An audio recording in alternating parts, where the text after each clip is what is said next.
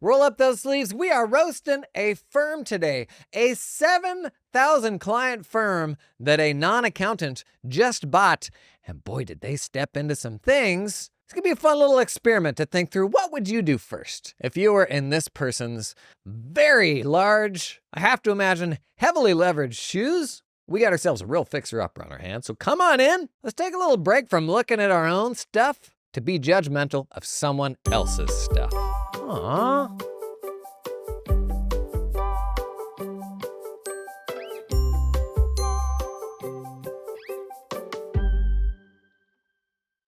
Man, this is just wild. And to the person who bought this firm, bless your heart. Also, wow. If you're not familiar with this format, or if this is your first time joining us, I have a form where people anonymously submit info to me about their firm, and it gives us the chance to put on like the advisor hat. Like imagine you were coaching another firm. And I think that's a helpful exercise because we don't have the same blockers when we advise somebody else that we have when we think about our own firms. So I'll run you through all the info about this firm. What I want you to think about is like, what are the first couple of things that you would do as we're going through this? Be thinking about that. In fact, as I get through the firm info, drop a comment. Like, what is your take on the first couple of things that you would do? I'm curious because there's so many things we could do here. And then I'll share the first few things that I think I would tackle. Okay. Also, if you want to potentially get roasted, I'll put a link to the form down in the show notes, and you will anonymously get a whole ton of feedback, not only from me, but from folks in the comments here, folks on social media, if I post details about it there.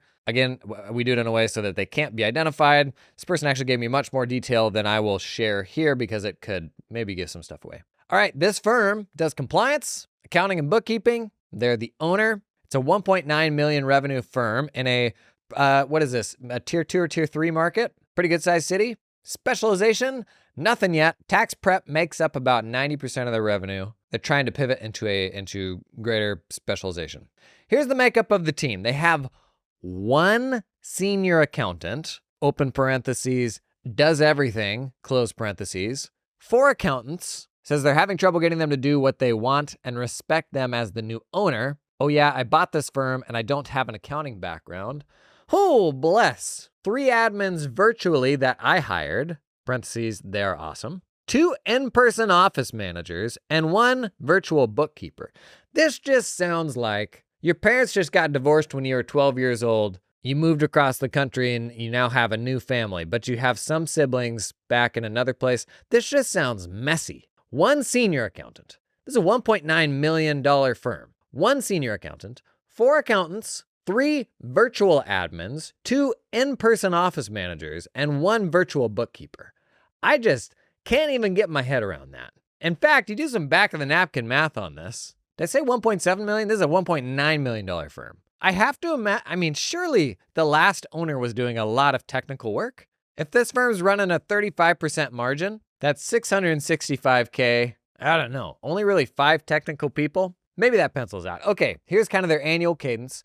All the work is done all at once during tax season. They said, yes, I know. We're introducing engagement letters next year to get price conversation and payment collection out of the way, and introducing summertime advisory, so hopefully we get less questions during tax season. Pricing, it's every bit as juicy as you would expect. Median price, 400 big ones. Out of 7,000 clients, we have 4,000 or so paying under $250. Let's go run that back for you one more time. $1.9 million firm, 7,000 clients with 4,000 paying under $250. Bless your heart. Billing, told the final cost once we finish the work. And if they don't pay, we don't give them their return. Sales and marketing. I am the sales and marketing now. I mainly do forum posts, but not a focus right now for us. Technology. Before me, there wasn't even a website. I built a website, currently trying to move the team up the technology knowledge stack. We're on G Suite right now, using a series of spreadsheets to track everything. Not ideal, but better than before when it was all paper. Oh, 7,000 clients? Jeez, wow. Okay, workflow. A tsunami of email shows up, and 4 months later, we look up and have more money and more gray hair. This year, I'm hoping to fix that. I have a whole process set up for engagement letters, then get data collection into a Google Drive, then data entry done by offshore. Hopefully this all gets done before they have the in-person appointment. Yes, we still do those. We're trying to move it fully online over the next 3 years. Boy, there's just you could do a week-long podcast series just on that paragraph I just read. Pains. Peers dealing with change management. Clients complaining because there was no process before and now there is. I've been with this company for 10 years and now you're telling me I can't just barge into the senior accountant's office whenever I want? Oh my gosh, that one senior accountant? People can just walk into their office? Price increases they complain to. Client's gonna client. Enjoyment. I actually really love running the company. As messed up of a situation as I'm in right now, it's actually really fulfilling, and I think we have a bright future ahead of us once we get everything on track. You know what? There's a lot of hate online for non-accountants like buying accounting firms and exploring all that stuff. We've talked with Patrick Dichter on this show before, who is a non-accountant that's now acquired a few firms. And there are people who have these conversations the wrong way online, who are like flippant about it or know absolutely nothing about it. And they're like, I'm just going to do it. It's easy. And then they make everybody mad. And that's, don't be that person. But this person, I don't have a problem with this, honestly. In fact, maybe we kind of need this because goodness knows there's not enough accountants out there to run accounting firms. Now, that being said, I suspect where like 80% of people are going to go with their first tip. Actually, let me pause here. Let me give you just a quick minute to drop a comment before I impact what you would say with like what my suggestions for this firm would be. Okay, I'll sing you a quick song. You're leaving a comment right now.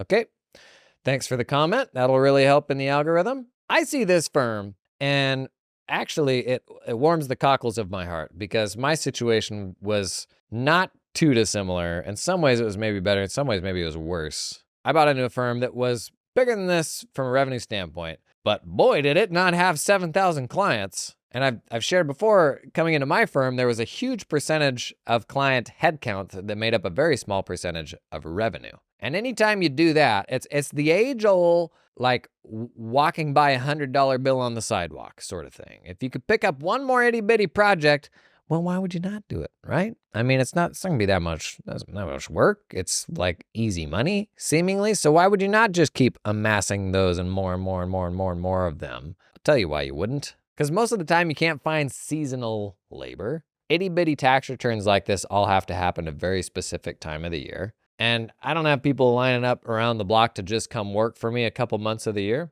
Also, I don't know, like with each new client, it kind of creates more inertia and makes things harder to change. I think it's why the biggest trend we have right now is firms cutting their client list down to like 20% its size and just doubling down on their favorite clients and usually doing kind of full stack accounting, bookkeeping, tax planning, all that stuff on a monthly recurring fee. And what gets cut and from all those firms is all of the clients that this firm is doing, like the 4,000 1040s that they're doing for under $250 a year. That is a huge percentage of this firm. And you know what? Like, kind of the unfortunate thing is, doesn't somebody have to do all of that work? These clients are all just going to get hot potatoed around until the end of time. The reality is, like, there's still a firm to be built around seasonal work. It just comes with a mountain of trade-offs. It's going to be really hard to staff it because you can't really justify very simple tax returns. Can't really justify the normal argument of getting them to do tax planning and extend because it's like they got a couple W-2s or it's very simple to file. You're not going to be able to charge them what you need to be able to charge to do tax planning, and they're not going to want to extend. I would love to see retail tax and like automated productized tax solutions come up market here further because firms exactly like this are just going to continue shedding these cheap small projects, but somebody has to do them. And I imagine the bulk of people when they watch this is their first tip. Increase your minimum, cut a bunch of the 1040s, right? And that's not bad advice. It's just kind of a bummer that stuff still has to get done somehow. This episode is sponsored in part by Cloud Accountant Staffing Tax Firms. Check out this resume. A real resume from a real person that was accompanied by an intro video from this applicant. 2 associate's degrees, one in accounting technology, the other in accountancy. Started doing tax work in 2019, became a tax associate with a US firm in 2021. was promoted to a senior tax associate in 22 and a tax manager and team lead in 2023. Worked with Lacert with Intuit ProConnect Tax Pro Series, CCH Access Tax Dome, Intuit Practice Management, goodness sakes, Tally4, QBO Zero, prepping corporate and personal returns, 1065s, 990s, 1041s, goodness sakes, specialized in equity compensation, year-end tax planning. This is a real live resume from a talented tax pro in the Philippines. The cloud accountant staffing placed with a US tax firm. If you listen to much of my stuff, you know I was building a ton of my team in the Philippines. Super talented people over there. Totally changed our approach to getting work done. Nice thing about working with them, you can just give them a call, have a conversation, tell them what your needs are. They've got recruiters on the ground in the Philippines that'll go out and find folks that are qualified for what you need. You get resumes, you get video intros, you can hop on calls and interview these folks without dropping any money. You only gotta pay cloud accountant staffing when you agree to hire somebody. So literally, you only are gonna pay a dime if you got somebody that you fall in love with. That's gonna be great for you. Worst case, you're gonna learn a whole bunch about the process of hiring folks offshore. So what do you have to lose, honestly? Check out the link in the show notes to learn more. This episode is sponsored in part by LiveFlow. I think this is my favorite tagline for LiveFlow, where QuickBooks Online ends, LiveFlow begins. Aww. LiveFlow gives you the ability to sync a whole bunch of data and reports and all that out to Google Sheets or Excel, because there's a lot of data captive in QuickBooks Online that you may want to give people access to, or you maybe don't want in the QuickBooks file. But even if you just need to get that data out and cut it up different ways, LiveFlow's got a consolidations product that lets you roll up all sorts of company files with different chart of accounts. And something I'm kind of hot on right now that has absolutely nothing to do with LiveFlow, but I'm going to include in the ad read anyways, is getting away from the traditional month-end cycle delivery, getting away from financial statement delivery as being the thing we build deadlines around, because that ends up being the crunch for your accounting firm, right? Getting the financial statements out by the 10th. Well, what if instead we had something that was not the financial statements, but maybe, I don't know, what the client actually needed to see, because they don't really understand the financials. What if you had a more real-time dashboard that was the stuff that was actually actionable for them, that they wanted to see, that could be populated on a weekly basis or real time, or you could use LiveFlow to pump into a spreadsheet that they use. If they've got this info near real time, then it takes the pressure off. Hey, when are those financials gonna be ready, right? Which ends up being the bottleneck for your entire accounting firm. Because LiveFlow will sync just about any QuickBooks report you want out to your spreadsheets, you can cut that stuff up to do any sort of reporting that you want. Either pulling that data out like when you choose manually, or continuing to sync it out real time on an ongoing basis. Could be just the thing to get the crunch off that month-end close, all right? Learn more about LiveFlow via the link in the show notes. I will say, as someone myself who came in as an owner of an 80-year-old firm where I didn't have personal relationships with everybody on the client list and all that, and I even was fully removed from the client work, so I was pretty emotionally detached from some of these harder decisions. This new owner, they're kind of coming in a similar context where they have that emotional detachment. There's a degree of that that's really helpful. Now, it's probably not complete. It might be too emotionally detached. But the other end of the spectrum is these are all of my personal relationships, and making these big hard changes is unthinkable and really, really difficult. It's the exact same reason why it's easier to criticize somebody else's firm as we're sitting here and be a coach to them and give great, clear advice and, parrot a lot of the things I say on the pod and what we hear from those that kind of preach best practices. But then you go and look in your own firm and you're like, well, in my case, it's hard because of this and that. So I would say this new owner, they can use this to their advantage to a degree. The fact that they don't have this attachment, stuff changes and that's fine. And sometimes you kind of got to break stuff to take it to a better place. And that's why actually my first move here, my first bit of advice, is to be thinking about your people. Anytime you come into a situation where the entire team was hired by somebody else, that's a weird situation. They have an affinity to the person that brought them in. And when they have a new leader, that's just going to be scary. And when you layer in a bunch of change for that person, oh no, you got to go use this new tech, and I'm going to do this thing that's actually going to piss off all of your clients, you're just putting more and more pressure on this person, and they're going to be really, really annoyed. So the first thing that I would do here is align incentives. And I would get everybody all together, all the people that work for me, and I say, I appreciate y'all, but we're gonna make a big change. You're all getting paid based on production now. I'm gonna go down the list of here's what everybody's getting paid right now, and here's the work that you got out the door last year. I'll give you some sort of bump, I don't know, 10% or something like that. If you get all the same work out the door that you did last year, you're gonna make 10% more than you did last year. But what I would love for you to do is more and better. So we're gonna move to production-based pay, because all the other things that I'm motivated to do, oh man, I'm pretty sure if I do this tech change, it'll make us more efficient. If I do this or that, it'll get more returns out the door. If I do this really hard price increase, it will make us more money. Well, if your incentives aren't aligned with your team on any of those things, man, they are just like bearing the brunt of all of that, of all of the clients complaining about higher rates, of all of that process change, just smacking them in the face, probably after decades of no change. But if every single project that they did last year now costs, pick a number, 20% more, but they're getting paid on production, you see how that kind of changes things, right? This is such a big part of the struggles accounting firms face with change management, is you have all the big bosses coming through and being like, what do you mean? This is 100 times better. How could this not make you more efficient? But then there's absolutely nothing in it for that person to be more efficient. And so they're like, man, I don't like having to change and do this a different way. And then the manager is like, how can you not see this? How can you not see how much more efficient it is? It's because that person doesn't care how efficient it is. If you're paying somebody to sit in a chair for a certain number of hours, a select few of them will do the things that will make the company more efficient. And I was wired this way. And most leadership and most managers will be wired this way to like, oh, you always do better because you always do better. And then they become managers and they're like, why is everybody else not that way?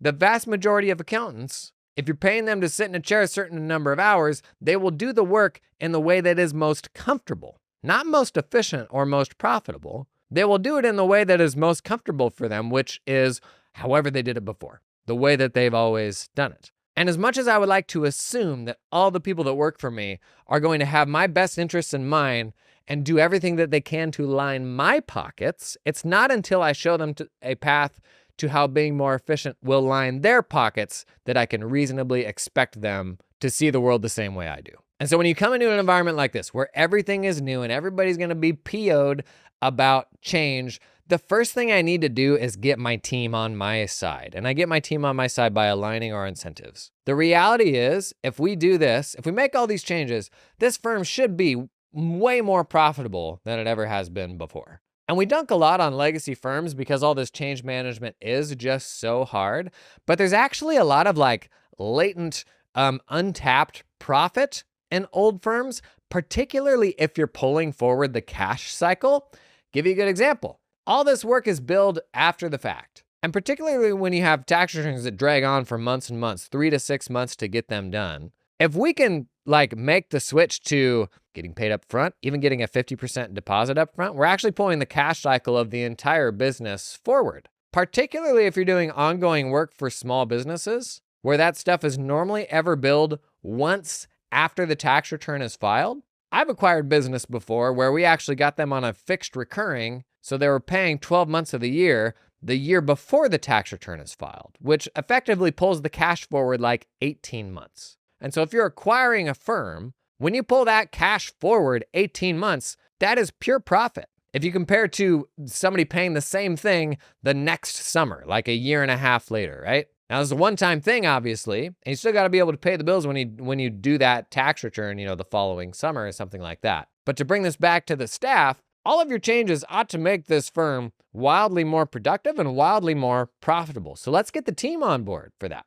In that meeting where I sit them down and I say, we're going to go to production pay, I will also walk them through other changes that we should probably do, like increase prices and maybe talk a little bit about workflow, but that's going to be the hardest thing for them. And just acknowledge clients are going to be annoyed. And we're going to have a ton of clients that leave, and we might even fire some clients. But let me do some quick math for you and show you why this is great for you. Because where this firm is right now, we can make the same money doing about a third the work if we price what we're doing appropriately. How does that sound to you all? Making the same money with about a third the work, or making 25% more than you've ever made before.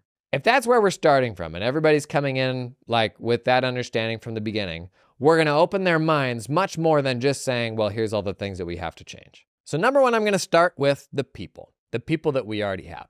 Number two, I'm going to start work on finding my people, because the people that you inherit will not be your people. I mean, just think about how this firm is and how, and the person who submitted this gave us enough commentary so that we know they see, the right ways to run a firm is very, very different than what's actually happening.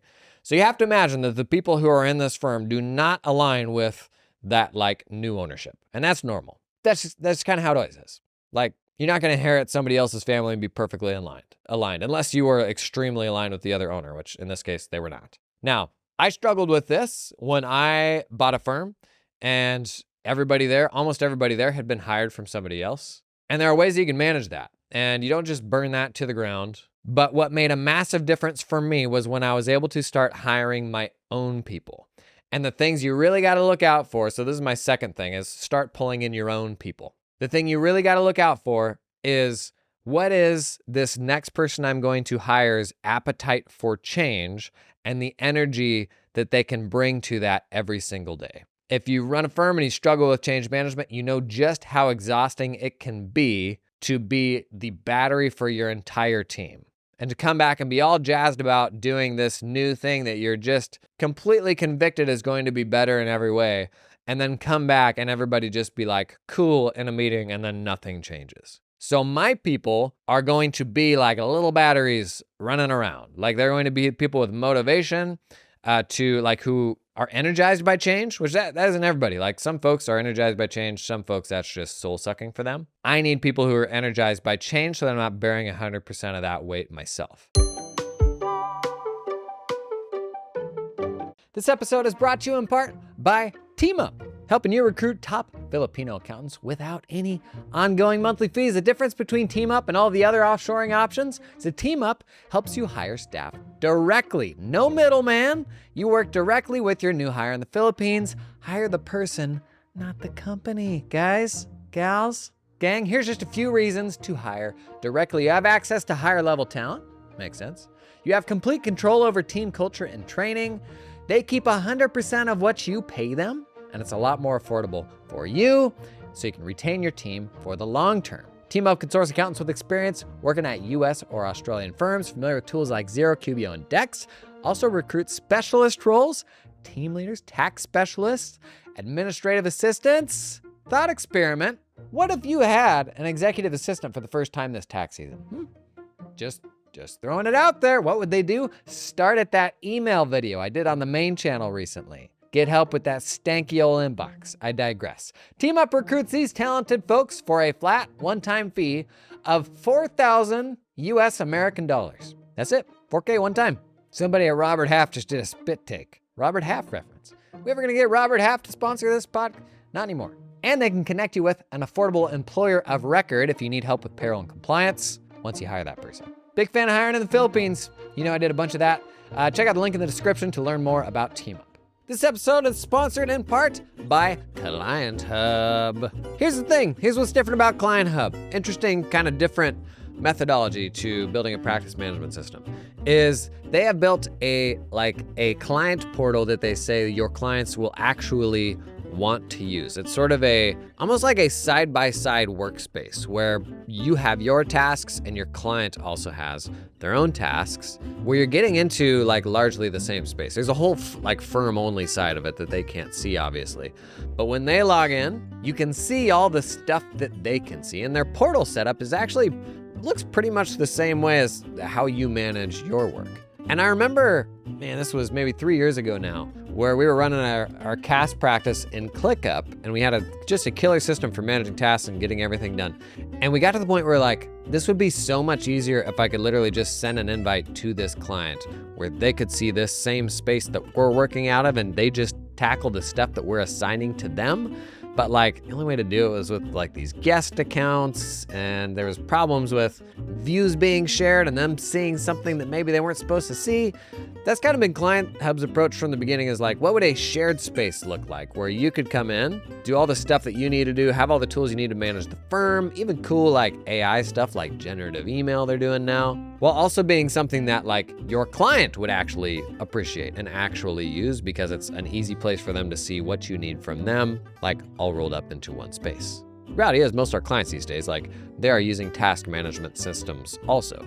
And unfortunately, a byproduct of us supporting them is usually stuff they just gotta do for us. So if you're looking for a more collaborative way to get that stuff done, check out Client Hub. We recently also did a 5-minute sponsored demo day video on YouTube for Client Hub. So if you wanna see me like running through how it works, did some pretty silly things in that video. You can check that one out too to learn more. I'll put a link to Client Hub down in the show notes. Number 3 for me, it's gotta be increasing minimums and taking payment up front. I'm not even gonna get fancy with it. I mean, with 7,000 clients, holy geez. Like my first move is going to be a very broad brushstroke, because more important to me than my minimums and taking payment up front, it's actually going to be, am I aligned with my people now? And am I finding new people that are, my people from day one? So rather than getting nitty gritty into a lot of the things that you could do down the road, first brush for me, like, is going to be new minimum is pick a number. Like you don't even have to go that aggressive, 300, 400, 500. And because that's going to be a big change for people, I need them to see the price that it's going to be up front before they agree to have us do the work. So I'm going to use a tool that will let me put that whole proposal and engagement letter and pricing all up front. And at the very minimum, I'm going to take their payment information so that when the project's complete, as soon as it's complete and I deliver it, I can just pull that payment. So as they're going through the engagement letter, they're setting up a payment method. And then when the work is done, I can pull payment from that payment method, as long as the project came in within the scope that we expected. And these tools will let you do like a specific price. It'll let you do like a price range. And when the person agrees to this, they're agreeing to that price or range to let you then pull that money at the end of the project. Now, if I want to get aggressive here, I could have people pay me up front or take a 50% deposit up front or something like that. The reality is, though, a lot of stuff is changing here, so I probably wouldn't get that extreme on it. I would just tell them, you got to give me a payment method. And then we're completely eliminating AR and even having to invoice after the fact, because we can just pull money when the project's done. And across 7,000 clients, just think how much time is going into invoicing 7,000 clients. And most of these people are once a year, like tax project clients. Wowie, wow, wow. Now, things that I didn't have in my top 3, quote unquote, modernizing, positioning, specificity, nope, tech stack, workflow, none of that stuff. In my opinion, a firm in this state, it's about the people, and it's about making some broad brushstrokes changes where across 1.9 million in revenue and 7,000 clients, we can make some very basic changes that across all of those will make like a meaningful monetary difference to kind of ensure like the long-term health of the firm, but also to put some money back into my team's pocket to where they'll be like, okay, maybe I'll listen to this person. Like maybe they actually are onto something here. Because the reality is they're not convicted that you know how to run an accounting firm. And you probably don't, because you've never actually done accounting stuff before, like the person that bought this firm. But if you can show that it's like, nope, we were actually more profitable this year, even though we dropped 1,000 clients, as evidenced by the fact that you made more money this year than you've ever made before. That's a great first step to getting people on your team, right? Now, there's 100 things we could do down the road around, yes, like specificity, getting away from once a year work, getting away from tax seasonal work, around just like how much potential tax planning revenue you could add across 7,000 clients. I mean, we can get 300 clients, a tiny percentage of this 7,000. We could get 300 clients to do year-end tax planning. And these engagements averaged, say $800 per tax planning engagement for 300 clients. That's $250,000 almost. I have to imagine with the team you have right now, you probably have enough idle time to do those projects because it's so seasonal. That work's going to increase your margins on a $2 million firm like over 10%. Just by adding in tax planning for only 300 clients. So tons and tons of stuff that you could do here. Starting to get into, bookkeeping for your business owners, stuff like that. But anytime you're trying to steer a ship this big with this many clients and a bunch of people on board already, like this isn't a huge number of staff. But you got to start like by keeping things basic. Coming into my firm, I was known online as like the tech whiz, like no code guy at the time that was like building all this custom cool stuff. But the reality was in my firm, I had 40 people. I had a big ship I was steering, and everything was trade-offs. It was like, there are 100 things here that need to be done, but what is the next one? Because that's actually all that matters. And anytime I would hire people, like by the end, anytime I had to hire somebody, I would post on Twitter and we'd pull somebody into the team from there. Anytime I would hire somebody, I would say, I know that what you're expecting is the Starship Enterprise, and buddy, I can tell you that this ain't that. And that was just how it was. But that was still like the best that I could do with what I had. And had I gone out and started my own firm the next day, you bet it would have been wildly different, much more specific. We'd had all the tech stuff all nailed down day one. But the reality is, with what I had to think about, okay, like just what is the next step to take? And I do think a lot of thought leadership totally misses the boat in this regard, where there's like these maxims of like, here's the ultimate perfect way to do this. But I'm like, unless you can show me how to get from A to B, I haven't gotten any closer to that like perfect version, right? And because firms are across such a massive spectrum of what is normal, it can be frustrating to make something that's useful for everybody, especially if you are an accountant who is into this sort of these progressive ideas and all of that, but kind of working in a very legacy firm. That can be a super frustrating endeavor. By the way, I teased last Thursday, new project that I soft launched last week that is tailor-made for accountants like this. If you are stuck in a legacy firm, head over to jason.careers. We're now placing accountants who want to go to a more progressive firm with other progressive firms in my audience. Actually had a whole bunch of people come through last week, and we're already putting people into better firms. It's actually something I'm quite proud of. Like, it might be like one of the coolest things we can actually do with this content, kind of attracting a bunch of people, right? We're helping firms get more kind of progressive and do cool new stuff. But virtually every accountant that will find my content will be working for a legacy firm just like this one was, because that's the bulk of firms these days. That was me when I started. I mean, every single firm that I worked for was what I would call now a legacy firm. So if you're stuck in that position, jason.careers, that's the website. Check it out. Let's find you a cool firm to go work for before you leave the profession or go to private. Because there's so many rad little small firms. Man, small firms are the best because they can be for a specific type of person.